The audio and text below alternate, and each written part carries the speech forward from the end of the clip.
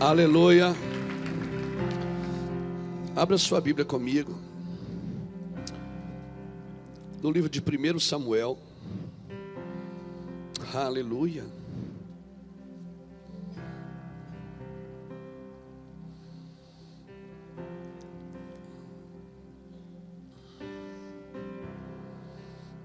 Show. Caramandaralabara. 1 Samuel capítulo 15. Aleluia. Tem sido dias intensos aqui, amém, irmãos? De vez em quando a gente põe a cabeça para fora d'água assim, dá uma respirada e mergulha na intensidade. Amém? Ontem, depois da mensagem de ontem, eu confesso para os irmãos que eu fui para o hotel e minha esposa, eu fui em crise. Meu corpo estava todo doído, minhas juntas estavam doídas. Assim parecia que tinha passado um caminhão por cima, irmão. A intensidade da palavra nesses dias, elas têm feito isso com a gente. E eu glorifico a Deus.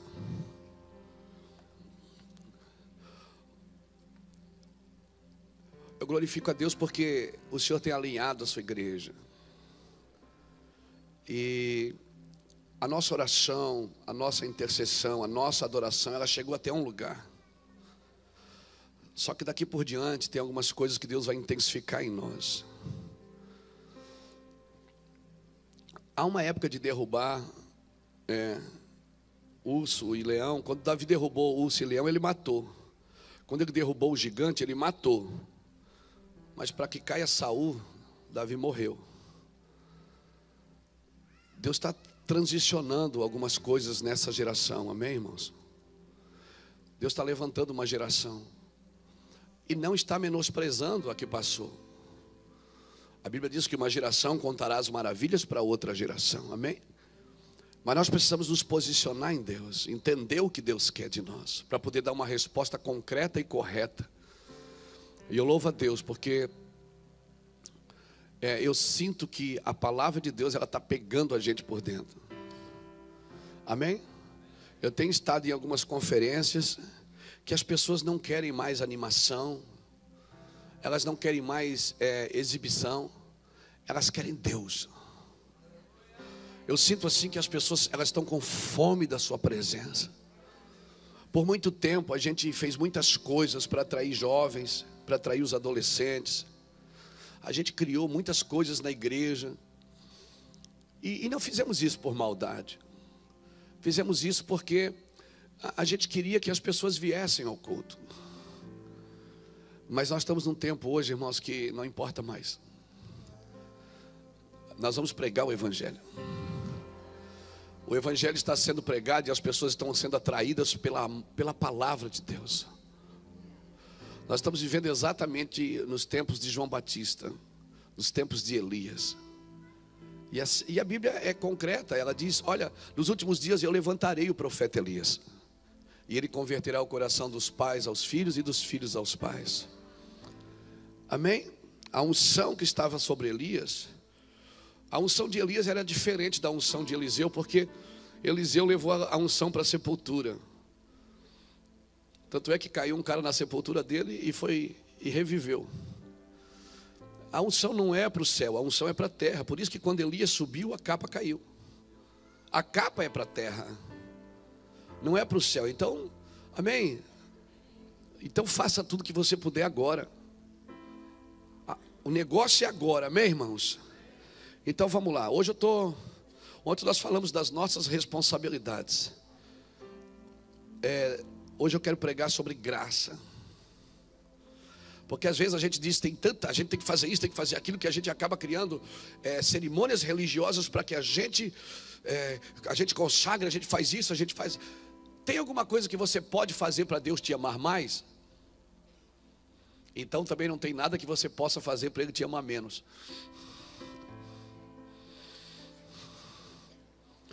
Então fica tranquilo. Amém? Vamos lá. 1 Samuel, Efésios é depois. Está fazendo aqui, Efésios. 1 Samuel, capítulo 15, versículo 21, diz assim: os soldados tomaram os despojos, tomaram do despojo ovelhas e bois, o melhor do destinado à destruição, para oferecer ao Senhor Deus em Gilgal. Porém Samuel respondeu: tem o Senhor tanto prazer em holocausto e sacrifício, como em que obedeça a sua palavra? Obedecer é melhor do que, e atender é melhor do que a gordura de carneiros, pois a rebelião é como o pecado de feitiçaria, e a obstinação é como a iniquidade de idolatria. Portanto, rejeitaste a palavra do Senhor, e ele também te rejeitou, para que não sejas rei sobre Israel. Aleluia. Irmãos, em muito tempo eu olhei para essa palavra e eu fiquei pensando: meu Deus, Deus não quer, Deus não gosta de sacrifício. Deus quer obedecer, é melhor do que sacrificar. Ponto, é fato. Obedecer é melhor do que sacrificar. Mas a Bíblia não diz que Deus não gosta de sacrifício. A Bíblia diz que tem uma ordem a ser seguida: obedecer e sacrificar. Amém? Quando você obedece e sacrifica, você honra. O dízimo, ele é obediência ou é sacrifício? O dízimo é obediência ou sacrifício? Obediência. A oferta é o sacrifício. Porque a oferta é você quem faz, é você quem oferece, não é uma petição de Deus. Você não está obedecendo uma petição. Então a ordem é obedecer e sacrificar. Por isso que não adianta. Não adianta. Não adianta ofertar sem dizimar.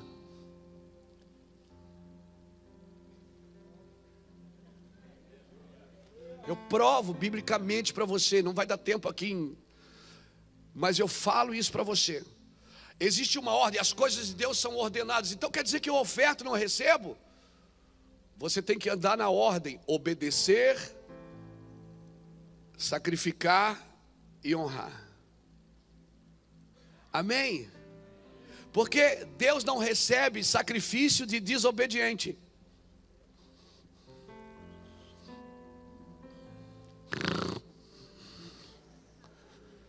Eu preciso ser primeiro obediente, mas o dízimo é da velha aliança. Irmão, escuta, que velha aliança. O dízimo é uma lei moral, não é legal. O dízimo é uma lei moral. Adão no Éden, ele já dizimava. Deus disse: pode comer de todas as árvores, amém? Menos daquela. Toda a bênção de Deus tem uma restrição. A teologia chama isso de a doutrina da primeira menção. Toda vez que Deus te der alguma coisa, que vai dizer: você pode fazer tudo menos. Por que Deus faz isso? Por que tem sempre um menos? Ali você não pode, porque é uma porta que Deus deixa para você voltar para Ele. O dízimo não enriquece você, ele te protege.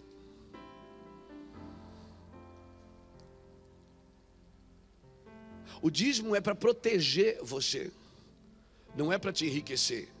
O que te enriquece é a oferta. Por quê? Porque a oferta, ela é além do dízimo.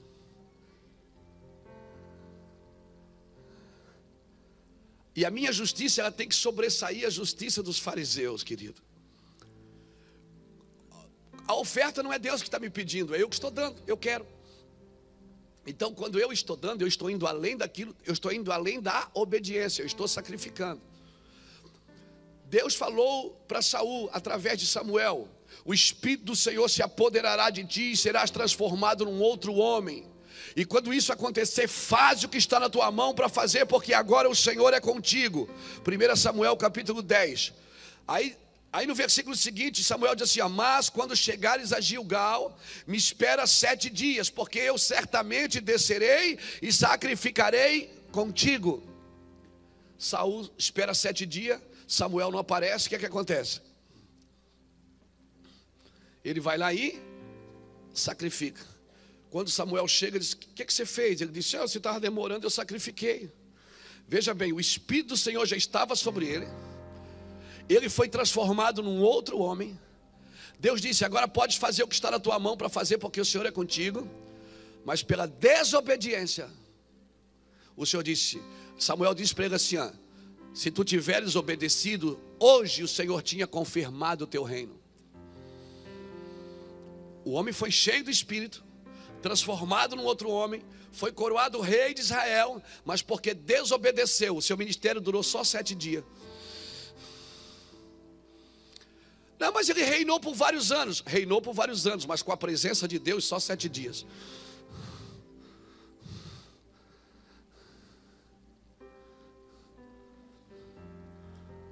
Lê depois lá.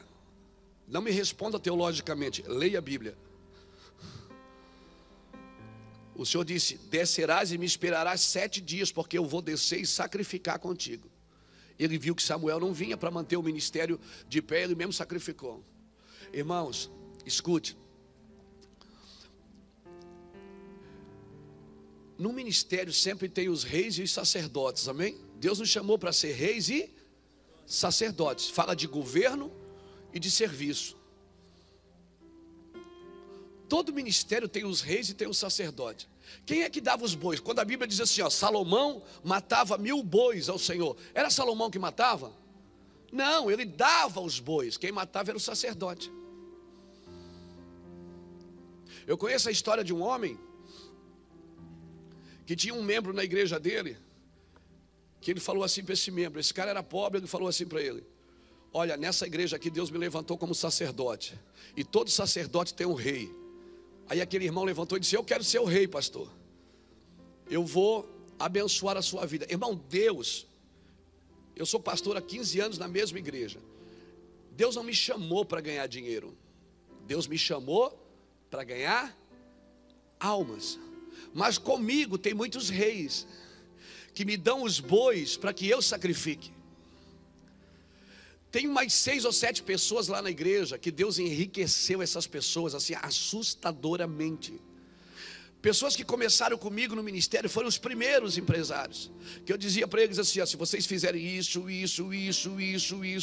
Eu ia na empresa e pregava lá dentro da empresa toda semana: olha, assim, vamos fazer isso, pague seus impostos, pague isso, faça aquilo, trate seus funcionários como filhos, e tal, vai fazendo. Eles estão milionários, eu estou falando isso para você. Foi eles que me deram a casa, foi eles que me deram o carro, eles que pagam as minhas passagens quando eu vou para as nações mais carentes. Eles vão viajar comigo. Tem uns que dizem: pastor, eu vou tirar uns 15 dias, eu quero fazer umas viagens com o senhor. Eu vou lá, eles vão nas nações e dizem: o que é que nós vamos fazer aqui? Aqui nós vamos fazer um orfanato, e ali nós vamos fazer isso. E ele disse: a minha empresa vai fazer, pastor. Por quê? Porque eles entenderam que eles são reis e eu sou o sacerdote. Deus não me chamou para ganhar dinheiro, chamou eles para ganhar dinheiro, para dar para mim. Você já viu na Bíblia que todo rei que quis fazer o trabalho do sacerdote, Deus matou ele? Olha para Uzias. Uzias, a Bíblia diz que ele inventou tudo, fez máquinas de guerra, segundo Crônicas, obrigado, Senhor. 2 Crônicas 26. Uzias, ele foi um homem poderoso em Israel. Ele construiu máquinas de guerra, ele inventou irrigações, formas de plantio, ele inventou armas. A Bíblia diz: enquanto buscou ao Senhor, o Senhor o abençoou. Mas daí um dia Uzias achou que podia fazer o trabalho do sacerdote. Aí ele pegou o incenso e entrou lá dentro: eu vou acender o incenso. 85 sacerdotes disseram: você não pode fazer isso. Ele disse: eu posso, eu sou o rei aqui. Tá, ficou leproso. Morreu leproso. Saúl do mesmo jeito. O sacerdote disse: você é o rei, mas eu sou o sacerdote. Você desce lá e me espera 7 dias. 7 dias você me espera, porque eu vou descer e vou sacrificar com o Senhor, com você. Ou seja, você vai governar, mas quem faz o sacrifício é eu.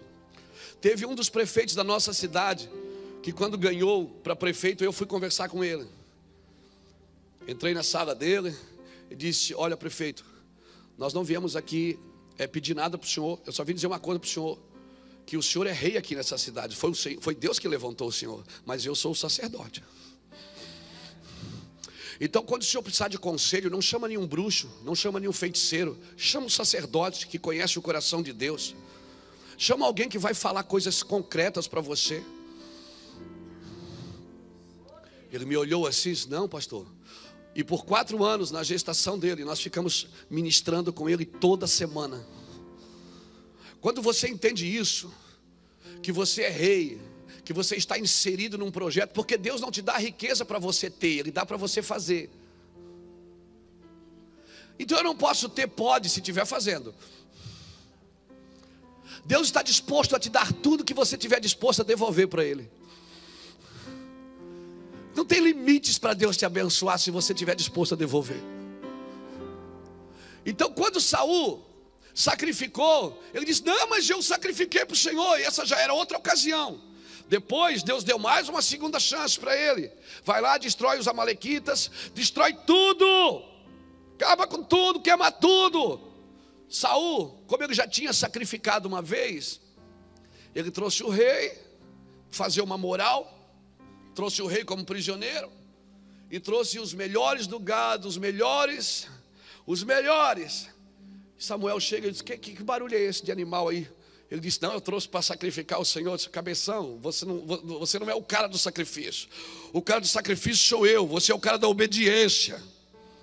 Obedece ao Senhor, porque o reino foi rasgado de ti hoje. Irmão, o reino de Saul com a presença de Deus durou só 7 dias.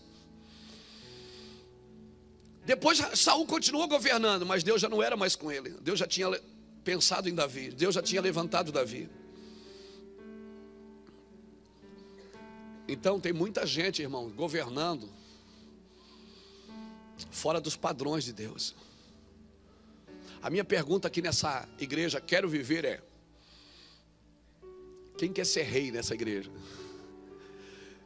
Eu vou perguntar de novo: quem quer ser rei? Quem está disposto a dizer assim: Senhor, pode me abençoar porque eu vou fazer.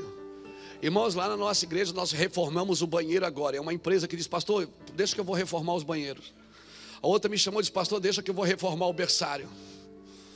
Eu vou viajar, eu levanto a mão na igreja e digo assim: irmão, nós vamos para a Romênia, vamos fazer isso e aquilo, precisamos de tantos mil, quem vai poder dar? O outro diz: eu dou, pastor, pronto, deu, vamos embora.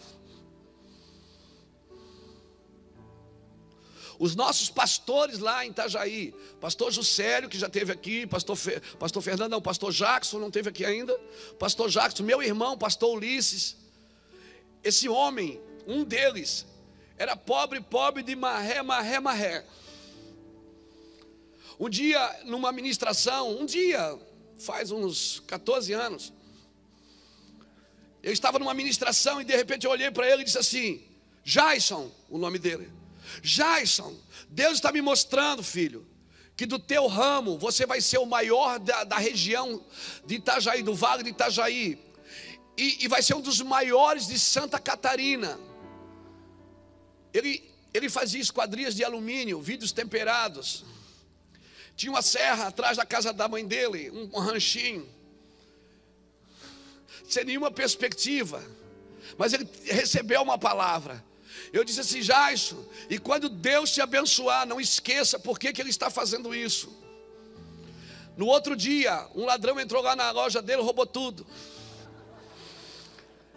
Roubou a serra dele, roubou os vidros, roubou tudo. Ele foi lá na igreja: pastor, você sabe que aquela palavra de ontem despertou alguns demônios, porque sempre a palavra também desperta os demônios. Porque o diabo sabe que quando uma palavra é liberada, ela vai se cumprir, meu irmão. Então ele vai na frente tentando desanimar você, para que você perca a palavra. Guarda a tua palavra, guarda o que tu tens, para que ninguém tome a tua coroa. Aí o diabo ouviu. Claro, eu profetizei, porque o diabo também vai no culto. O culto é para Deus, mas ele vai, ele é metido. Aí eu disse: já, Deus vai fazer assim. Deus está me dizendo, filho. Irmão, roubaram tudo dele no outro dia. Ele foi lá na igreja da tarde, lá ele falou: você estou comigo? Disse: pastor, você acredita que roubaram minhas coisinhas? Eu digo, é mesmo, Jais? É mesmo. Ele pulou na frente e disse, mas eu, pastor, a única coisa que me sobrou foi a palavra. Eu acredito nisso que o senhor está falando. E pastor, chorava. E pastor, eu vou ser esse homem. A polícia achou as coisas dele e devolveu tudo para ele. Hoje, do Vale do Itajaí, ele já é o maior. 14 anos. Pastor Juscelio mora num apartamento dele. Pastor Jackson mora num apartamento dele. Meu irmão mora num apartamento dele. Hoje ele pega prédios inteiros. E cada negócio que ele faz, ele ganha um apartamento. Ele tem apartamento em tudo quanto é lugar da cidade. Ele chega assim, pastor, o que nós vamos fazer esse semestre? Nós precisamos, a palavra dele, nós precisamos ajudar alguém.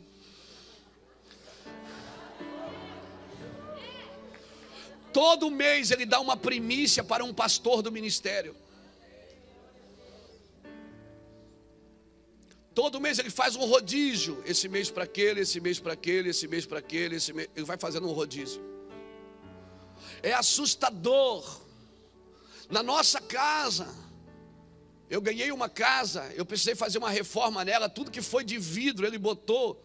Deu mais de 12 mil reais. Eu falei, já, isso, querido, mas isso é separado já, isso é da igreja. Isso da igreja, meu é particular, você não tem que fazer isso. Ele disse, não, mas o senhor é da igreja. O senhor é meu pastor da igreja.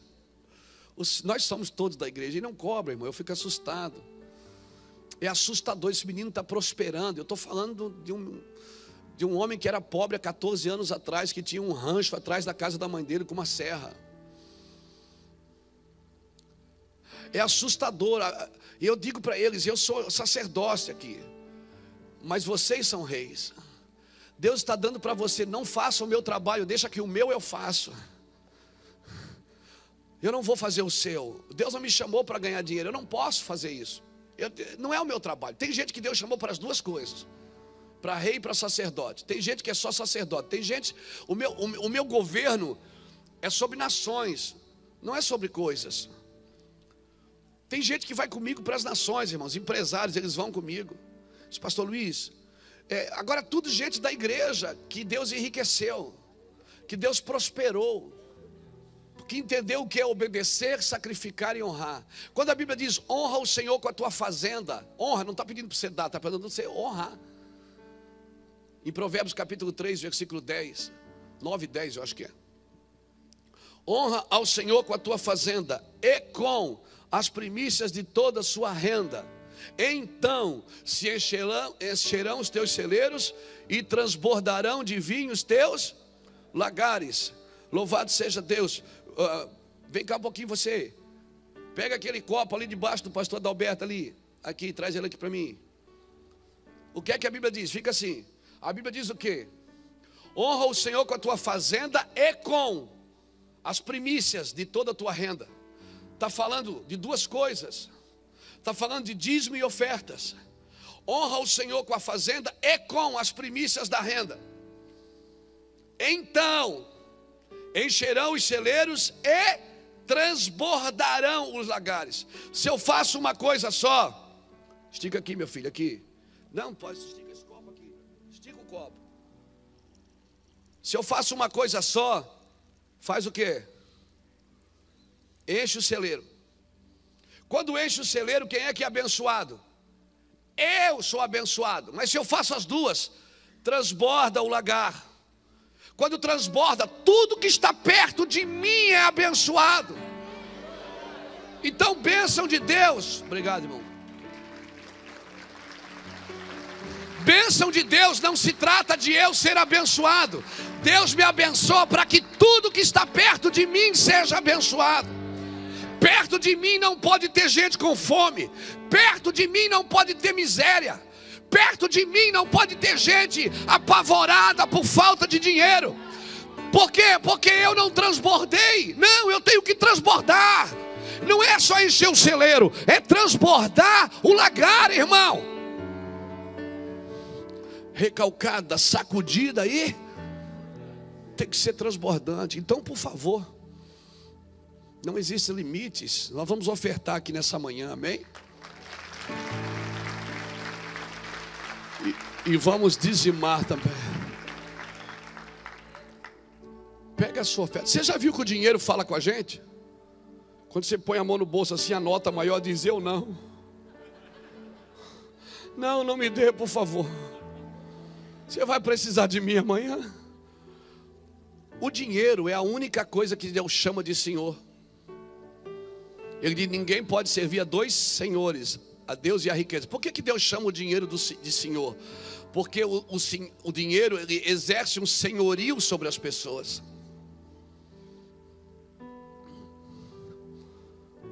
Agora eu tenho que ser senhor de tudo que eu tenho, não tem? Porque Jesus é senhor de senhores. Para ele ser meu senhor, porque Jesus pode ser meu salvador sem ser meu senhor. Ele é salvador dos salvos, mas é senhor de senhores. Então tudo que eu tenho tem que estar debaixo do meu governo. E quando é que tudo que eu tenho está debaixo do meu governo? Quando eu estou debaixo do governo de Deus. Então entenda isso. Não se trata de dar dinheiro. Se trata de honrar, irmãos. De entender o que estamos fazendo. Amém? Eu sei que tem muita gente fazendo porcaria com o dinheiro de Deus. Eu sei que tem muita gente fazendo coisas erradas. E sabe o que eu penso? Não é porque tem gente fazendo coisas erradas que a gente vai deixar de falar das coisas certas. Irmãos, o dinheiro, ele exerce um governo sobre as pessoas terrível. Jesus chama de Senhor. Ninguém pode servir a dois senhores. E sabe o que eu penso? O que eu penso não que está na Bíblia, porque eu só pensei porque estava escrito. A Bíblia diz assim, Lucas capítulo 16, versículo 9: granjeai amigo com a riqueza da injustiça, porque quando essa faltarem, eles te receberão nos tabernáculos eternos.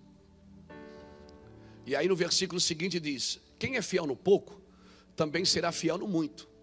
Se nas riquezas ilícitas não fosse fiel, quem vos dará a verdadeira?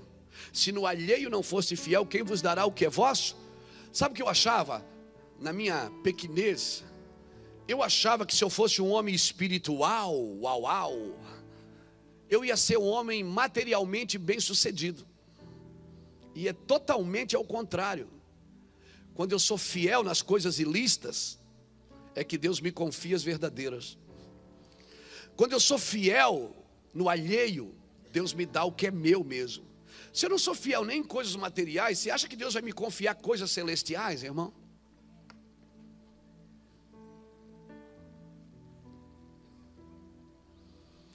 Deus confiou em Judas a bolsa do dinheiro, não as coisas celestiais.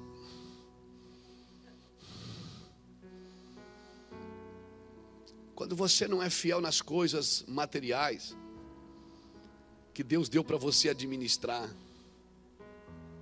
como que Deus vai confiar coisas eternas no seu espírito, irmão? Revelações que vão mudar reis, vão mudar governos. Como? Não vai. Então eu tenho que ser fiel nas coisas materiais, para que as coisas espirituais entrem e permaneçam na minha vida. Por que tem gente que ora, jejua e jejua, e está sempre envolvido com problema financeiro, sempre enrolado financeiramente? Por quê? Porque é uma chave, irmão, que é de trás para frente. É o contrário. Você tem que ser fiel nas coisas materiais, para que as verdadeiras entrem em você por Deus. Amém? Eu comecei a fazer uma oferta para o Samuel, meu filho. Toda semana eu dou R$30 para o Samuel. Já estou devendo 2, né? 2 ou 3? 3. Ontem fez 3. A mãe também está devendo, que agora já está emprestando dinheiro para a mãe. Quando eu não estou em casa, às vezes a mãe precisa, ele vai lá e empresta. Eu estou dando toda semana uma oferta para o Samuel de R$30. Para quê? Para que isso tudo? Para ensinar ele a lidar com dinheiro. Porque não adianta eu ensinar tudo para ele sobre a Bíblia, sobre Deus, se eu não ensinar a ser generoso, a ser um gestor das coisas celestiais. Toda semana eu dou 30 e digo: olha o dízimo, olha a oferta, olha a primícia. Amém? Às vezes eu estou conversando com um pastor lá em casa, na sala assim, chega um pastor de outros ministérios, que a gente cobre muitos pastores, eles vêm conversar comigo. Alguns dizem, pastor, estamos passando uma situação financeira terrível. E ele está lá brincando com os Legos dele, com a bola, com a bateria. E ele ouve. Aí o pastor diz, rapaz, pastor, esse mês eu não consegui nem pagar o aluguel ainda e tal. E ele ouve, ele vem escondidinho assim por trás de mim e fala no meu ouvido, pai, eu tenho aquele dinheiro lá se ele precisar. Então assim, ele já aprendeu que o dinheiro tem um destino, que o dinheiro tem um propósito, irmãos. A generosidade você ensina na mesa, você ensina em casa. Não adianta você deixar as coisas para os seus filhos se você não deixar o coração de Deus para eles. Então nós temos que aprender com isso, irmãos. Nós vamos ofertar nessa noite. Já amanheceu? Já amanheceu. Então fica de pé comigo, pega a sua oferta. É melhor para ficar de pé, para pegar a mão no bolso. Levante a sua oferta. Você que não trouxe, não fique constrangido. Pega a carteira de quem está do seu lado. Ou então estenda a mão e diz assim, ó, irmão, dá 10 pila aí, ou 20, ou sei lá, ou 2, ou sei lá o que você quer dar. Ou 10, ou 100, vai que o irmão pega uma nota errada. Pede, se você não trouxe uma oferta, diz, irmão, eu não trouxe, ajuda aqui. Eu estava numa conferência com um pastor amigo meu, e ele saiu para ir no banheiro, e deixou a carteira, celular, tudo assim do ladinho. E eu, na hora da oferta, eu botei a mão, não tinha dinheiro. Aí eu vi a carteira dele, eu disse, meu amigo, né? Eu abri, e eu estava assim abençoado, aquele irmão é muito abençoado. E aí eu dei a oferta, eu disse, abri, meu amigo, vamos ter uma aliança. Dei a oferta, quando ele chegou, já passou a oferta, eu disse, fique tranquilo. Eu já ofertei por mim e por você. Você ofertou até na minha vida hoje e não sabe. Então pega aí, pega a sua oferta, levante assim. Pai, em nome do Senhor Jesus, eu profetizo uma palavra sobre a vida deste homem, desta mulher, deste jovem, desta criança. Que isso redunde em 1000 vezes mais. Que antes de terminar o dia de hoje, o teu filho ainda tem experiências sobrenaturais contigo nesta área, Senhor. Que antes que se feche o dia de hoje, antes que chegue a noite, Senhor, o teu filho prove dos teus valores, Senhor, prove do teu benefício. Porque a obediência gera para nós satisfação, mas o sacrifício gera para nós benefícios, Senhor, honras. Por isso, meu Pai, em nome do Senhor Jesus, honra esta casa. Eu profetizo longevidade, que o teu filho viva para ver a prosperidade dos filhos dos seus filhos, Pai. Eu declaro sobre ele, meu Pai, em nome do Senhor Jesus Cristo, graça, honra e glória.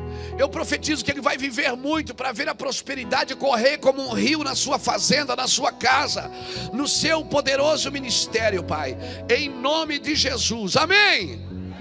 Glória a Deus. Então vamos depositar. Você que vai dizimar, pastor, eu vou dizimar. Você vem aqui que com o seu dízimo na mão nós vamos orar por você. Aqui. Te preparamos um lugar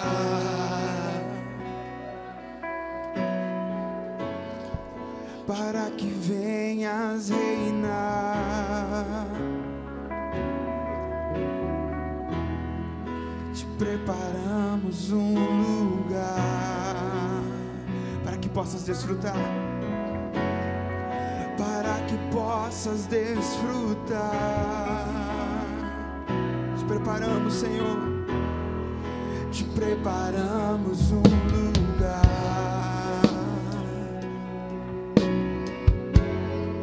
para que venhas reinar.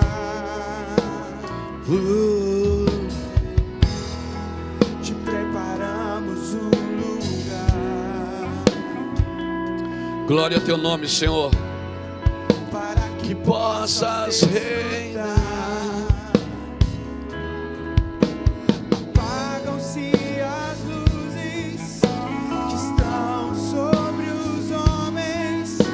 Somente tu mereces brilhar. Não há ninguém mais importante que Jesus. Vem tomar o teu lugar.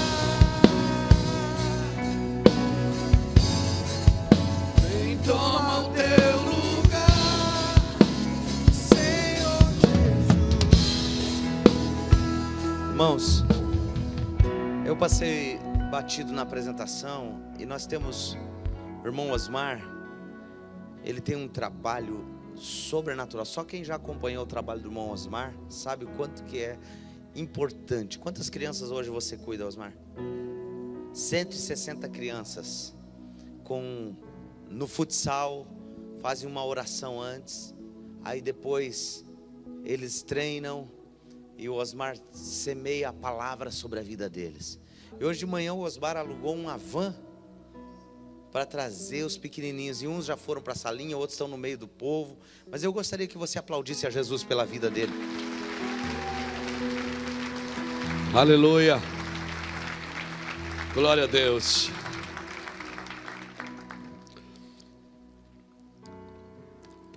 Abra comigo Hebreus, capítulo 4. Eu gosto muito do livro de Hebreus, porque Hebreus é a graça explicando a lei. E para quem pensa que a graça veio depois da lei, se engana. A graça não veio depois da lei. A graça veio antes. Em Êxodo capítulo 19, quando o Senhor chama o povo, chama Moisés e diz: Moisés, fique ao redor do monte, não toque no monte, porque no terceiro dia, diga para eles se santificarem, porque no terceiro dia eu vou descer, e vocês serão para mim como um sacerdócio real, um povo santo, e eu serei para vós como o vosso Deus. Vocês serão minha propriedade peculiar. E a Bíblia diz que quando Deus desceu no terceiro dia, aquele povo que se achava preparado saiu correndo de medo para suas tendas. E o povo gritava: fala tu, Moisés, e ouviremos, mas não fale Deus, para que não morramos. Então o povo volta para a tenda. Moisés fica no meio intercedendo e dizendo para o povo: calma, gente, Deus desceu para nos santificar. E o povo não entendeu isso. Moisés sobe ao monte e Deus disse: deixa o povo, sobe você. Moisés sobe e Deus então dá as 10 leis, os 10 mandamentos conhecidos, que nós conhecemos como os 10 mandamentos, com vários preceitos. Quando Moisés desce com a lei, o povo já está adorando um bezerro. Moisés quebra as tábuas, Deus não mandou quebrar. Às vezes a gente se ira e faz umas coisas em nome de Deus que Deus não mandou fazer. Por isso que na segunda tábua da lei foi Moisés que escreveu, não foi Deus. Porque ele escreveu a primeira, Moisés quebrou. O que eu aprendo aqui? Por que Deus deu a lei? Porque o povo não quis a graça. Quando Deus desce, o povo não quis a graça. O povo diz: fala tu, Moisés, e ouviremos, mas não fale Deus, para que não morramos. O povo não entendeu o que era andar na graça. Então Deus cria a lei: não matarás, não roubarás, não. Só que Jeremias profetizou no capítulo 31, versículo 31, que diz assim: nos últimos dias eu farei uma nova aliança com a casa de Israel, não como a aliança que fiz com os vossos pais, porque eles anularam a minha aliança, mas essa é a aliança que farei com a casa de Israel. Colocarei a minha lei no seu interior, e ninguém mais ensinará ao seu próximo, porque todos me conhecerão, desde o maior até o menor. Lembra disso? Aí aparece Jesus. E quando Jesus chega, a Bíblia diz em João capítulo 1, versículo 12 ao 14, que ele se manifestou cheio de graça e de verdade. E Jesus disse: olha, no sermão da montanha, ouviste o que foi dito, eu porém vos digo. Jesus não estava quebrando a lei, ele estava trazendo o espírito da lei. Amém? O espírito. Jesus estava dizendo o seguinte: a lei, Deus, meu Pai deu a lei porque vocês não entenderam a graça. Jesus disse: não matarás. Aí ele disse: mas vocês ouviram o que está escrito, não matarás. Mas eu te digo, se tu falar mal do teu irmão, tu já o matou. O Senhor diz: não adulterarás. Mas se olhar para uma mulher com olhares impuros, já adulteraste com ela. E eu pergunto para você: o que é melhor, viver na graça ou na lei? Na lei você precisava ser pego para ser julgado e condenado. Na graça não. Na graça ele habita em você. Amém?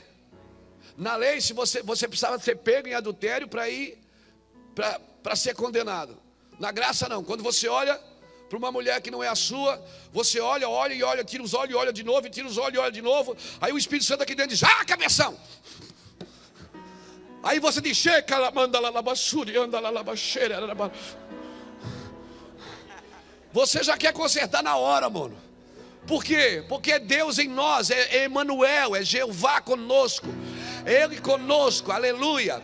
Eu não preciso mais ser pego, ninguém precisa mais me vigiar, porque Ele está comigo 24 horas do dia, da noite, habitando em mim. Aleluia, foi isso que Ele sempre quis. Ele disse: eu estarei no meio de vós. Aleluia, e o povo disse: não, fala tu, Moisés. Então Deus disse: então pega a lei para vocês. Já que vocês não querem ouvir a minha voz, então pega pelo menos, eu vou escrever o que eu queria, mais ou menos, para vocês entenderem. Mas a graça, irmão, ela vem trazer uma compreensão da presença de Deus. E é sobre isso que eu quero falar nessa manhã para a gente. A graça é de graça, mas não é barato. A graça é simples e complexa. Por quê? Simples porque não tem coisa mais simples do que a graça. Você imagina, você peca aqui e aí você se arrepende. Eu não estou dizendo que você pede perdão. Tem gente que pede perdão, mas não se arrepende. Ei! Essa é a hora que você diz aleluia. A Bíblia diz que a mensagem do reino é arrependei-vos. Não é? Peça perdão. Porque tem gente que pede perdão, mas não se arrepende, não adianta de nada. Arrependimento é uma mudança de paradigma, sua mente muda. O seu coração muda, você não quer mais aquilo. Aleluia.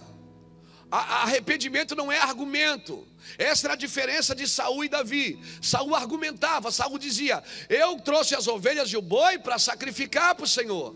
Ele dizia: eu fiz isso por causa daquilo. Irmão, e quem é bom de argumento é ruim de arrependimento. Essa é a hora que você diz: é eu, Jesus. Quando você pisar na bola, se joga no chão. Não adianta ficar argumentando. Amém? E não adianta usar aquela palavrinha mágica: o cair é do homem, o levantar é de Deus. Não, o cair é do inferno, é do Satanás, é do capeta. Não é do homem, amém? O cair não é do homem. Deus fez o homem para ficar de pé. Amém? A Bíblia diz o que? Se você cair, não te prostre deitado, levanta-te e anda de novo. Aleluia! E quem se arrepende, irmão? Quem é que pisou mais na bola, Saul ou Davi? Irmão, Davi dormiu com a mulher do cara, mandou matar o cara e ainda escondeu o corpo, ninguém sabia que era ele. Lembra disso? E aí quando Natan entra, ele diz assim: Davi, vou contar uma história para você, cara. Ele começa a dizer: eu conheci tem um homem que tinha uma ovelhinha só, uma ovelhinha. E tinha o outro que tinha muitas ovelhinhas.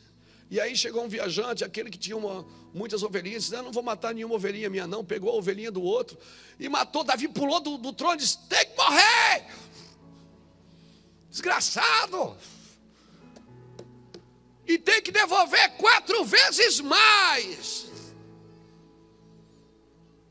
Aí Natan olha e diz assim: esse cara é você. Davi não argumenta, não se desculpa. Eu acredito que ele leva a mão na cabeça e diz: eu vou morrer. Eu vou morrer. Eu vou morrer. E se joga no chão, Natan, e grita: ah, eu vou morrer. Natan diz: calma, você não vai morrer. Mas a espada não se aparta da tua casa. Se você contar, você vai perceber que 4 filhos de Davi morreram. Porque foi essa a sentença que ele deu. Por isso, tenha graça para perdoar os outros. Porque um dia você vai precisar dela. À medida que você medir, você vai ser medido. E se você é bom, generoso, carinhoso, se você é aquela pessoa paciente, tolerante com os outros e radical com você, você é radical com você e tolerante com os outros. Às vezes a gente é radical com os outros e tolerante com a gente. Tenha certeza que quando quando o pecado bater na sua casa, quando vier o dia mau, Lembra-te do teu Criador antes que venham os dias maus. Que dia mau é esse, pastor? É aquele que você acha que nunca vai chegar na sua casa. É aquele que você acha que você está livre dele. O dia mau é aquele dia que você não quer viver. O dia mau é aquele dia que você pensa, não, isso não pode acontecer comigo. E às vezes Deus permite, por quê? Porque Deus pega o sábio na sua própria astutícia. Eu quero falar disso nessa manhã. E nós vamos saber porque estamos sentados aqui nessa manhã, às vezes carregados de pecados, de pensamentos, de dificuldades. E a gente fica pensando, como alguém pode me amar tanto assim? Como um Deus desse pode me amar tanto assim? Sabe o que eu descobri? Que a graça é uma escada rolante. Que quando você entra nela, não é você que sobe ela, é ela que sobe você. A graça é como uma escada rolante, Adalberto. A gente sobe ela e fica ali paradinho, e ela vai subindo a gente. Só estamos aqui por causa da sua graça. E como é bom viver na graça, porque Deus deixa a gente mais generoso, mais querido, mais meigo, mais sensível ao perdão. Então quando alguém para perto da gente e diz, pastor, eu pequei, eu fiz isso, fiz aquilo, pastor, eu errei, a gente diz, ai, irmão, eu sei o que é isso. Todo dia eu estou matando um gigante aqui dentro. Todo dia eu estou tentando pisar na cabeça dele. É o diabo, não é, pastor? Não, o diabo já foi vencido na cruz. É o velho homem, aquele homem que quer vir para fora. Oh, aleluia. Nessa manhã você vai sair daqui muito mais apaixonado por Jesus do que você já é. E você vai saber que quando você levanta a mão as coisas acontecem, é por causa da graça. Que quando você fala acontece, é a graça de Deus. Quando acaba um culto como o desses dias, às vezes eu estou em reuniões, irmãos, que eu não consigo nem terminar de pregar. As pessoas estão jogadas no chão, gritando. Que você volta para o hotel, você devolve tudo para ele. Senhor, pega de volta esse lugar que é teu. Todas as fotos que eu tirei com alguém, todos os livros que eu assinei para alguém, Senhor, tudo isso é a tua graça. Não nos deixa nos embriagar com a vinha, Senhor. A vinha é sua, foi o Senhor que plantou. Esse ministério é seu, Senhor. Aprendi uma coisa, que Deus não dá ministério para homens, Ele dá homens para o ministério. Deus não dá igreja para pastores, Ele dá pastores para a igreja. Aleluia. Porque tudo dele, porque dele, por ele, para ele são todas as coisas. Aleluia. Aleluia. Estamos aqui por causa da sua graça.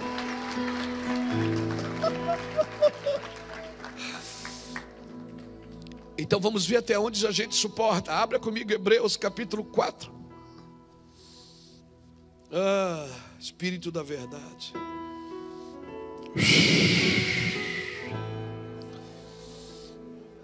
Hebreus 4. Fica facinho hoje, tá, irmão? Fica facinho hoje, amém? Ontem nós saímos daqui doídos pela palavra. Hoje eu quero sair daqui doído pela celebração, pela dança, pelo gozo, pela alegria. Aleluia. Ontem Deus nos fez chorar, mas hoje Ele vai nos fazer celebrar e dizer, cara, você me ama mesmo? É verdade. Hebreus 4, versículo 12 diz assim: pois a palavra de Deus é viva e eficaz e mais cortante do que qualquer espada de dois gumes, e penetra até o ponto de dividir a alma e o espírito, juntas e medulas, e é apta para discernir os pensamentos e intenções do coração. E não há criatura alguma encoberta diante dele. Ninguém pode se esconder dele, irmãos. Todas as coisas estão nuas e patentes aos olhos daquele a quem havemos de prestar contas. Então presta conta agora, irmão, antes que chegue o boleto. Não adianta, se você errou, paga logo antes que chegue o boleto. Paga online. Amém? Pague pela graça. Diga: Senhor, me tira desse lugar, me tira daqui. Visto que temos um grande sumo sacerdote, Jesus, o Filho de Deus, que penetrou nos céus, retenhamos firmemente a nossa confissão. Pois não temos um sumo sacerdote que não possa compadecer-se das nossas fraquezas, porém, um que como nós em tudo foi tentado, mas sem pecado. Cheguemo-nos, pois, com a confiança ao trono da graça. Meu Deus, a graça tem trono, a graça governa, para que recebamos misericórdia e achemos graça, a fim de sermos socorridos no momento oportuno. Aleluia.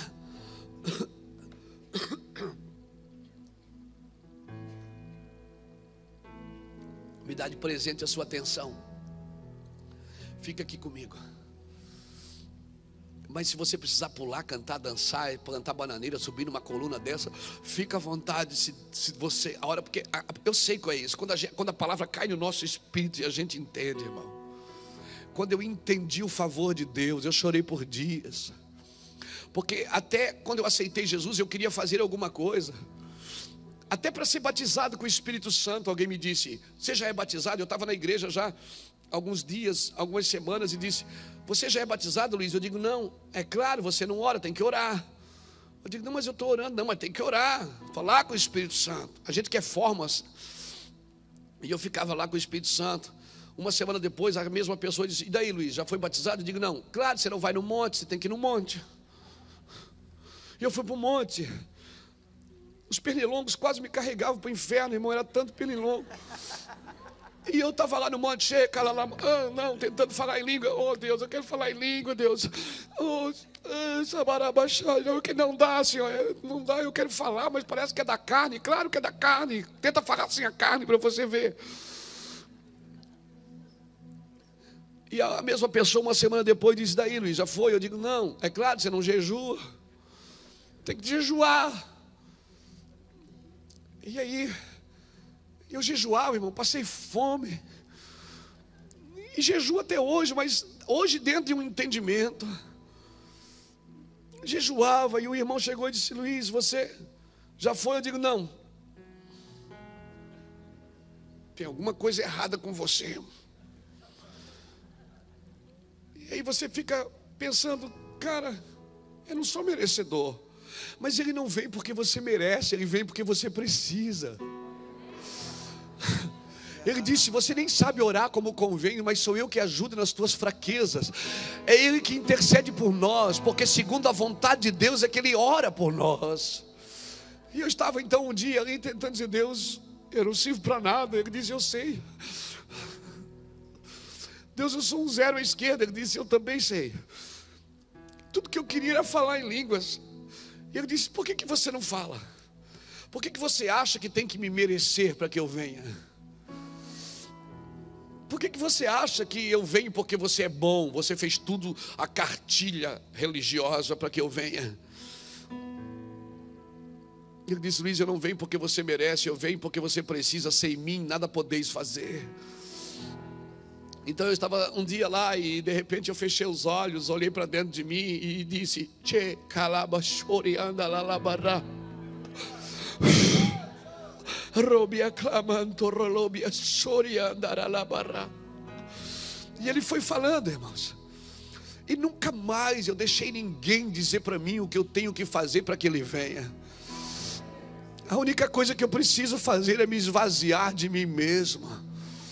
Dizer: Deus, eu não sou digno. Ele diz: eu sei. Deus, eu não mereço. Eu sei. Hoje eu não jejuo e oro e vou ao monte e sacrifico para que Ele venha. Não, eu faço tudo isso porque Ele está aqui. Eu não faço para Ele vir, eu faço porque Ele está presente. É o Emanuel. Ele é digno de aceitação. Ele veio quando eu não merecia. Ele veio quando eu ainda era um pecador. Ele veio, me perdoou antes de eu ter nascido, aleluia.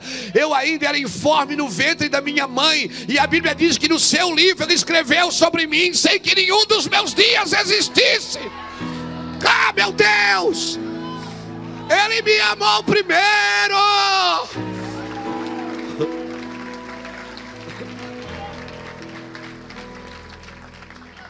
Ele me amou primeiro. Ele escreveu sobre mim no seu livro. Salmo 119, verso 16 diz isso. Ou melhor, Salmo 139. Obrigado, Espírito Santo, você me lembra das coisas boas. Eu não sacrifico, não é para ele vir, é para matar a minha carne. Quando eu jejuo, não é para ele vir, porque ele já está aqui, ele está presente. Às vezes a gente diz assim, vamos orar para entrar na presença de Deus. Você não precisa entrar num lugar que você já vive nele. A nossa mente religiosa acha que a gente entra e sai, porque a gente acha que só entra quando sente a presença. Não, você não precisa sentir nada para ele estar aqui. Ele falou que estaria. Amém? E é nos seus piores momentos que a presença dele é mais vertente na sua vida. Que você tem consciência que só não caiu, que só não perdeu tudo, que só não jogou tudo fora por causa da sua glória. Que você não chutou o balde por causa da sua glória. Que você não perdeu a sua família, seu ministério, sua empresa, seus negócios, suas coisas, por causa dele. E por que ele faz isso, pastor? Por que ele deixa a gente ir no limite para mostrar que a gente não consegue sem ele? Porque só ele pode nos guardar. A graça é isso, é a simplicidade com complexidade. Por que simplicidade? Porque é muito simples, é tão simples que parece que é mentira. E é tão complexo porque parece que é tão difícil de entender a graça. E alguns, por não entender, não desfrutam dela. A gente tem costume de criticar tudo que a gente não entende. E a gente não desfruta do que a gente não entende. Às vezes você vê uma pessoa pulando, cantando e dançando, gritando, você fica pensando, cara, para que isso tudo? Aquele que muito é perdoado, muito ama, irmão. Só você sabe onde você deveria estar hoje e não está porque Deus te pegou. Quantas vezes você desviou do propósito e Deus foi lá e te catou de novo? Quantas vezes você falou o que não devia, olhou aonde não devia, tocou no que não devia, e Deus foi lá e te pegou e disse, vamos de novo, vamos de novo, vamos de novo. Aleluia. Esses dias eu estava pregando uma mensagem lá na igreja, alguém disse para mim, pastor, essa mensagem o senhor já pregou, o senhor está repetindo, né? Eu digo, eu repito sempre. Por que o senhor repete? Eu digo, eu repito até você acreditar nela. Eu repito para que os outros acreditem e para mim acreditar também. Eu repito, irmão, muitas coisas dentro da minha vida. Por que os anjos ficam ali, santo, santo, santo? E sabe qual é o papo do céu? O papo do céu não é visse o irmão, visse aquele irmão, não. Visse aquele anjo, caiu, não. O papo do céu é santo, santo. A Bíblia diz que eles são cheios de olhos, que os serafins são cheios de olhos. E eles não estão falando para Deus, santo, santo. A Bíblia diz que eles falam um com os outros, santo, viu? Ele é santo, ó, ele é santo. Ei, ele é santo, olha ali. Olha ali, ele é santo. Para onde eles olham tem santidade, meu Deus.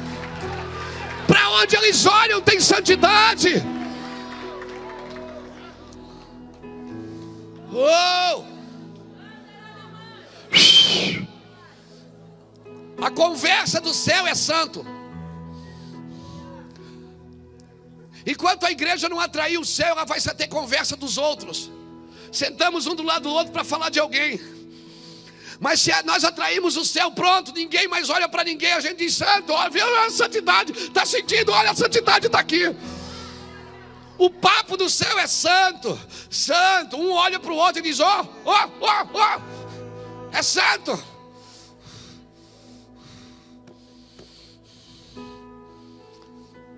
A nossa visão limitada da grandeza de Deus não diminui quem Ele é.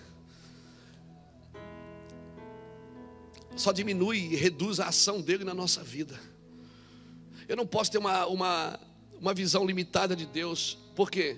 Porque a vida inteira eu fiz alguma coisa para ter outra. É ou não é? A vida inteira a gente teve que trabalhar para ter alguma coisa, para fazer isso, para fazer aquilo. Aí quando a gente vem para a presença de Deus, a gente acha que tem que fazer o mesmo. Que Deus só vai vir se eu jejuar ou se eu orar. Eu não estou dizendo que você não tem que fazer isso. Eu estou dizendo que você tem que fazer isso porque Ele está presente, não para que Ele venha. Aleluia. Vamos honrar, vamos honrar. Vamos honrar o Senhor. Irmão, a honra se dá na ausência, não é na presença. Eu honro a minha esposa quando ela não está, porque quando ela está eu não honro, eu desfruto.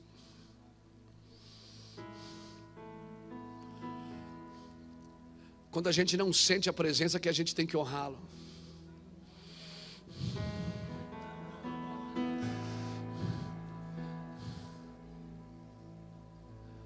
É que a gente tem que fazer. Porque quando a presença está junto, quando você está sentindo, se joga na piscina aí, irmão, faz festa. Aleluia, aleluia. Aquela voz que tirou Lázaro do túmulo pode nos tirar de qualquer lugar. Aquela voz que disse: Lázaro, vem para fora, pode nos tirar de qualquer circunstância. A voz da graça, a voz da graça, a voz que nos toca. Amém, irmãos? A frágil oração, aquela oração que parece que não tem gosto. Você diz: Deus, Senhor, me perdoa. A oração faz calar todas as vozes do inferno. Aleluia. Um coração contrito e abatido não desprezará o Senhor. Amém. Deus me fez homem, Ele não me fez Deus. Por que eu quero me comportar como Deus? Sabe como que mudou? Sabe como começou o Evangelho? Sabe como começou a igreja? A igreja começou com Deus que se fez carne e morreu nu numa cruz.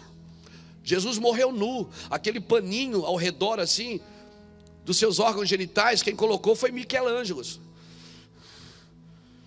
aquele pintor famoso. Porque Jesus morreu sem roupa, nu. Sabe como começa o cristianismo? O cristianismo começa com um Deus que se fez carne. Amém, irmãos? Um Deus que se fez carne e habitou entre nós. Então não adianta você querer ser Deus, nós somos carne. A graça, ela não é algo, a graça é alguém. A graça não é uma coisa. Porque nós queremos nos divinar. Se Deus se fez carne, Ele se humanizou e nós queremos nos divinar. Não é pecado ser gente. Sabe o que é que vai transformar a igreja nessa geração? É a nossa humanidade. Por isso que Deus está permitindo que alguns de nós, se tornem homens. Alguns de vocês, eu vou ser profeta aqui hoje, hein? Alguns de nós, deixa eu me incluir aí, estamos vivendo coisas que a gente imaginou que jamais ia viver na vida. E por quê? Deus só está mostrando uma coisa para você. Lembra que tu és pó. Porque se você se divinar, você acha que não precisa mais da graça dele. Você acha que pode fazer tudo e Deus só vai assinando embaixo.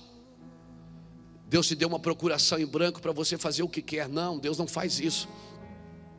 Toda vez que você está querendo se divinar, Ele vai lá e derruba a árvore. Toda vez que a gente acha que as coisas acontecem por causa da gente, Deus vai lá e derruba a árvore. Por que você acha que você viveu algumas experiências nos últimos anos? Quem aqui tem noção disso, pastor? Nos últimos 2 ou 3 anos eu tenho vivido assim, umas coisas terríveis. Quem está comigo aqui? Sabe por quê? Deus está mostrando que você é gente. O que vai transformar a igreja nessa geração é a nossa humanidade. E a gente pegar o microfone, tocar uma canção, pegar um instrumento, fazer a obra e deixar que as pessoas vejam que a gente é gente. Gente como elas. Porque por muito tempo, irmãos, quando a gente era menino, a gente ia na igreja, a gente olhava aquele pastor lá pregando, aquele homem, aquela mulher, ou aquela banda de música, ou você olhava um homem de Deus, chegava na cidade, você ficava pensando: cara, eu nunca vou conseguir chegar nesse lugar. Porque é muito alto, é intransponível esse lugar. Você olhava aquela pessoa ali, você acha que ela não ia nem no banheiro fazer xixi.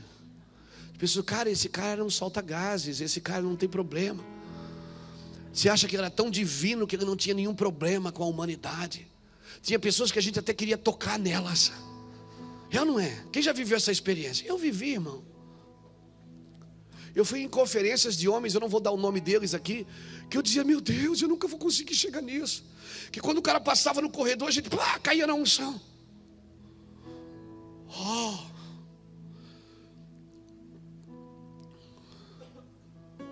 Tanta gente conhecida, pessoas que oraram por mim. Eu achei que depois que o Benny Hinn orasse por mim, eu ia mudar. Depois que o David Robson orasse por mim, eu ia mudar. Depois que o Mike Pico, do iHope, orasse por mim. Quantas pessoas maravilhosas e usadas por Deus já botaram a mão na minha cabeça e disseram: touch, receba a unção. E eu chorava 3, 4 dias. Aí eu saía da unção, dizia: agora. Quando eu saía daquele ambiente de unção, aquele gigante do passado, aquele gigante, ele sempre estava ali tentando me derrubar. Todos os dias ele está tentando me pegar. O meu trabalho é mortificá-lo, é matá-lo, é destruí-lo. Porque aquilo que você não consegue destruir, destruirá você.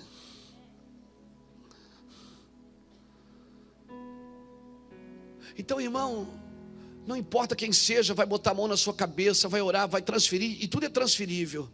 Mas tem uma luta que é sua, é você e Deus, amém? Mais ninguém pode entrar nesse lugar. É só você e Deus, amém, querido? Cutuca alguém que está do seu lado e diz: a graça é alguém, não é alguma coisa. Quer saber qual é o meu conselho para você? Fale muito de Jesus, pouco de você e nada dos outros. Quando você tiver a oportunidade de falar, fala muito. Porque senão a gente começa a entrar num lugar religioso. O que é religião? Pastor, define religião para mim. A religião para mim, no meu conceito, é tudo que você faz para Deus sem desejar ser mais íntimo dele. Porque se você está fazendo alguma coisa para Deus e não tem intimidade com ele, isso pode se tornar uma religião, o seu serviço. É como um casamento.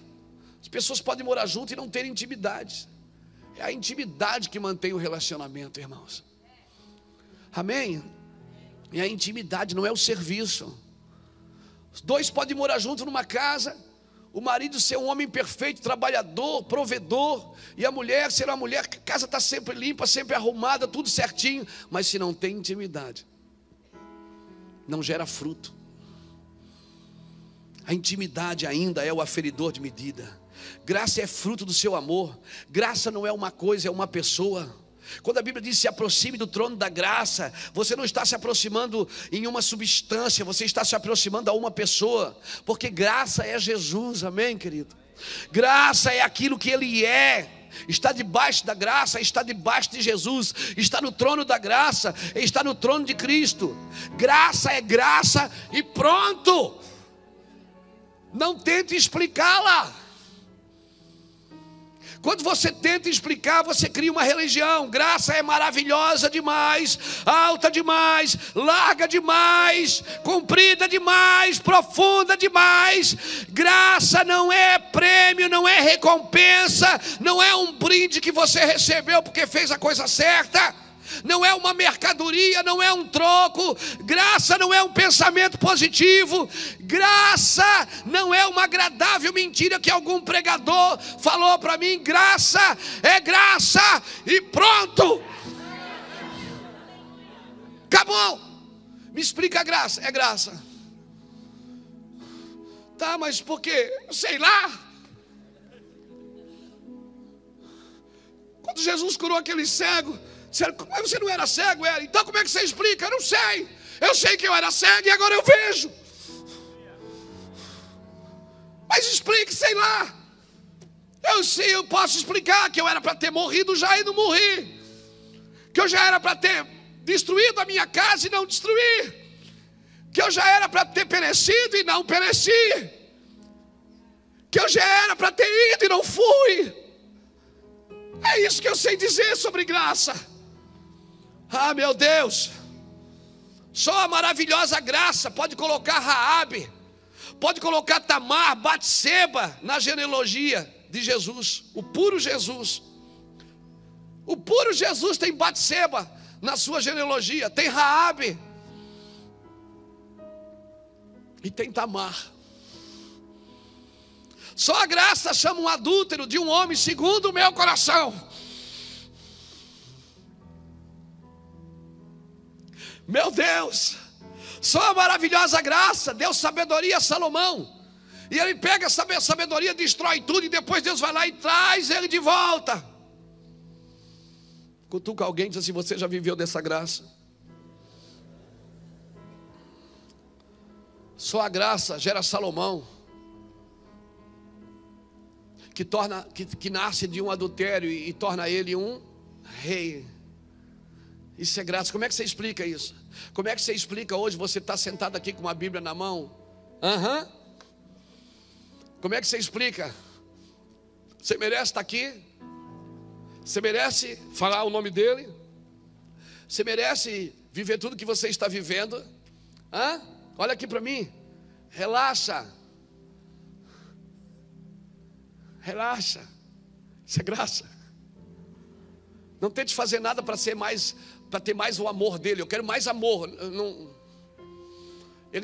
Nada que você pode fazer, jejuar, orar, entrar em Deus para que Ele te ame mais.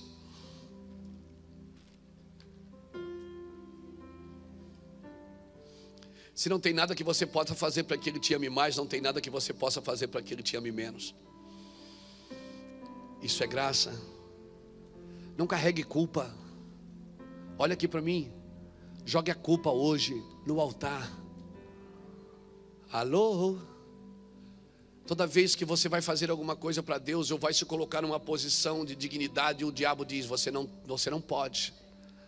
Você não pode porque você fez isso e aquilo, você não é digno de honra.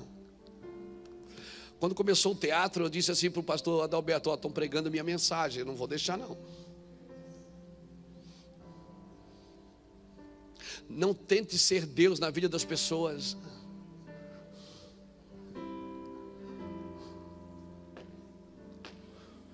Quando uma pessoa, hoje eu não sei, hoje eu acho que não mais, né? Mas quando uma pessoa pecava, a pessoa dizia: não toma mais ceia, tira da mesa. Irmão, se é o pecador que tem que vir para a mesa. Mas ele pecou, ele é indigno. A Bíblia diz que quem come e bebe indignamente. A palavra indigno ali não está no pronome pessoal, dizendo de uma pessoa indigna. Está falando de uma forma indigna de fazer sem entender o que é corpo de Cristo. Porque se um membro padece, todo o corpo padece. Então ninguém deveria tomar ceia. Mas ele é indigno. E você que toma é porque se acha digno. Então você é mais pecador do que ele, porque se acha mais digno do que os outros.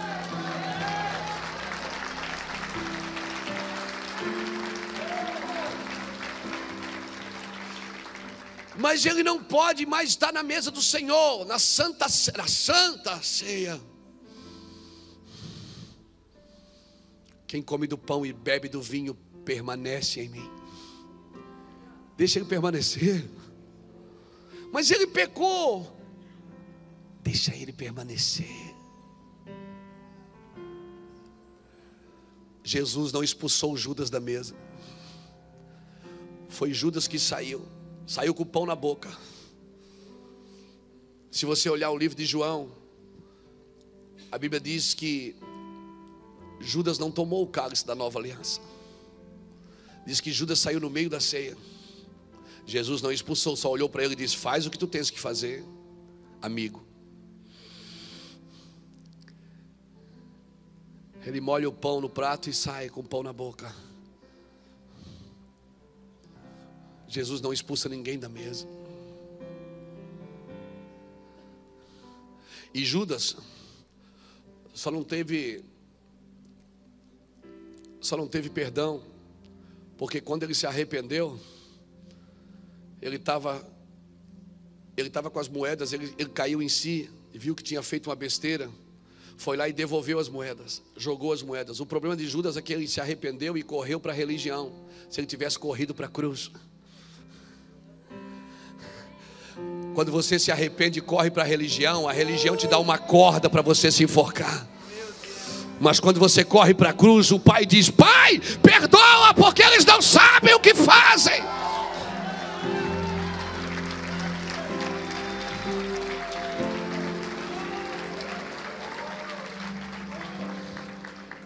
Se você pisar na bola, não corre para a religião. A religião vai te dar uma corda. A religião é...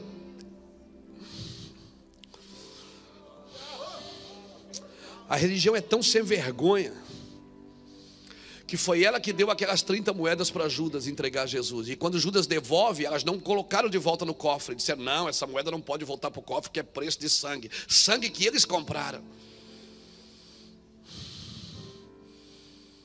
Aí Anás e Caifás disseram, não pode voltar para os cofres da igreja esse dinheiro, porque esse dinheiro é dinheiro de sangue. E compraram um campo que se chamou o campo de sangue.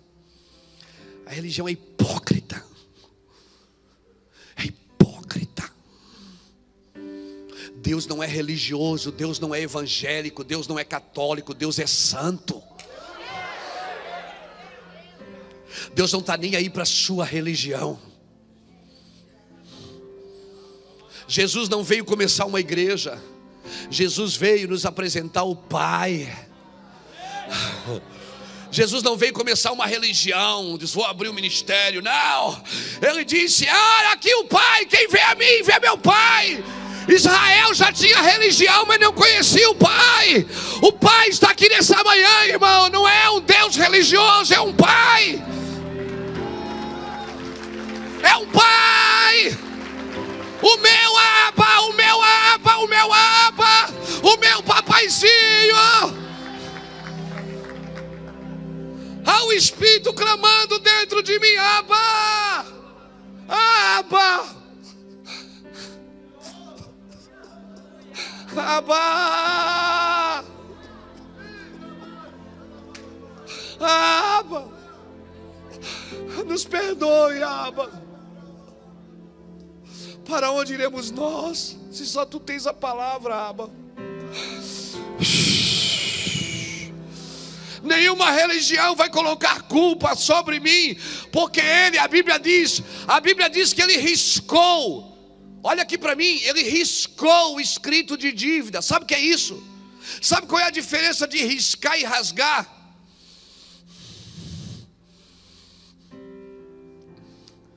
A Bíblia diz em Colossenses que ele riscou o escrito de dívida que era contra mim, cravando na cruz.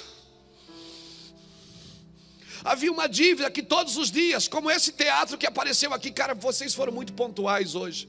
Eu gosto dessa igreja porque ela é profética demais. Vocês foram muito pontuais no teatro hoje, porque é exatamente isso que acontece todos os dias. O diabo tem um escrito de dívida contra a gente. Ó, Luiz Hermínio fez isso, foi traficante, foi bandido, fez mal para os outros, se prostituiu, fez um monte de coisas erradas. A mente dele ainda de vez em quando pensa em besteira. Olha, ele não é o cara para estar na frente, não. Todos os dias o diabo está lá. Sabe o que Jesus fez? Jesus podia pegar da mão do diabo a minha dívida e rasgar, mas não, ele pagou. Ele pagou. Ele pagou. Você pensa que ele entrou no inferno, daqui a dívida do Luiz, ele pagou? Não, ele riscou. O diabo ainda tem a minha dívida na mão dele, só que ele não consegue ler, porque é o sangue de Jesus. O sangue de Jesus. O diabo olha no inferno e diz assim, Luiz Hermínio, deixa eu puxar a ficha dele aqui. Já foi meu, já teve aqui. Já foi meu, já teve aqui. Vou puxar a ficha dele, puxou a ficha. Não dá para ler nada aqui, não dá para cobrar, porque não tem nada escrito. E o que está escrito está riscado pelo sangue de Jesus. O sangue de Jesus, pelo amor de Deus, cristão, desfruta da graça. Não carregue culpa, não carregue vergonha, não carregue remorso.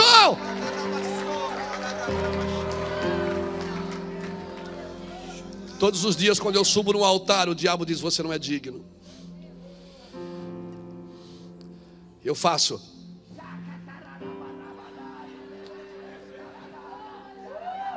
Eu não tenho culpa.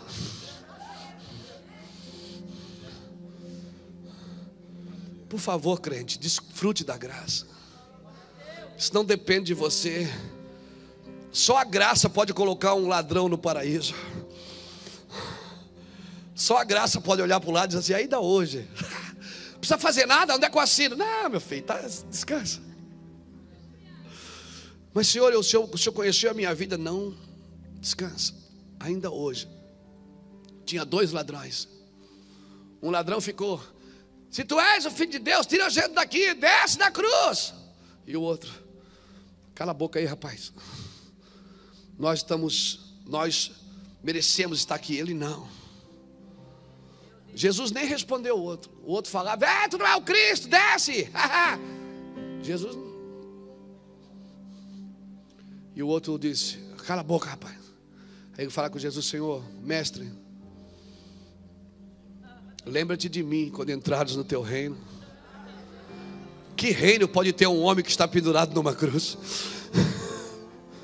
Que reino pode ter um homem quando as pessoas estão cuspindo nele? Que reino pode ter um homem quando todos os seus discípulos abandonam? Que reino pode ter um homem daquele? Mas aquele homem teve fé e disse: mestre, lembra-te de mim quando entrares no teu reino. Jesus olha. O outro ele nem prestou atenção, porque Jesus não ouve quem quer descer da cruz, ele ouve quem quer entrar no reino, quem quer entrar no paraíso, quem quer entrar no reino. Não adianta você dizer: Deus, eu vou desistir. Ele não está nem aí para você. Eu vou parar, se o senhor não fizer nada, eu vou entregar o ministério. Entrega, cabeção. Você é fraco mesmo, entrega logo. Vou parar tudo, parar a obra, nunca mais. Estou de mal. De mal. Tem gente aqui que está emburrada com Deus, irmão. Tem gente aqui hoje, nessa manhã, que precisa perdoar a Deus.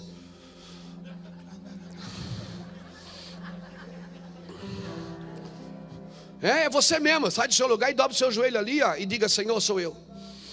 Eu tenho que te perdoar hoje. Eu te conhecia só de ouvir, mas agora os meus olhos te veem.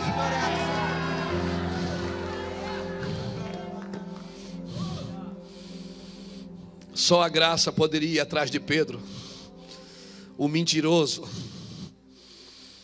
Ainda bem que quando Pedro negou, Jesus estava olhando para ele. Só olhou, aqueles olhos. Se imagina, Pedro nega e Jesus só faz assim, ó. Tem gente que pensa que aquele olho foi de condenação. Não. Jesus só olhou para Pedro. E depois foi atrás dele. Só a graça poderia transformar o implacável Saulo de Tarso num Paulo. Ninguém conheceu e falou tanto de graça como Paulo. Ninguém conheceu tanto a graça, o pregador da graça. Nem Pedro entendia tanto de graça.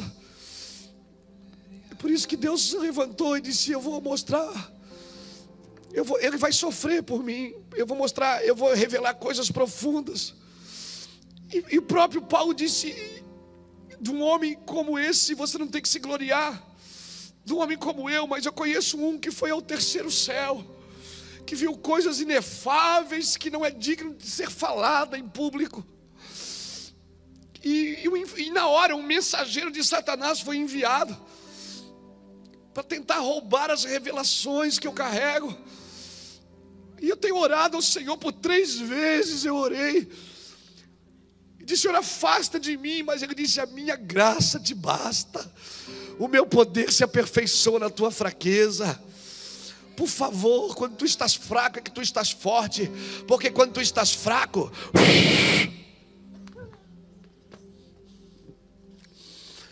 feche seus olhos. Só tua graça pra salvar. Hoje vocês precisam chorar. Eu vejo pessoas aqui hoje que precisam chorar, botar para fora. A graça de Deus está aqui.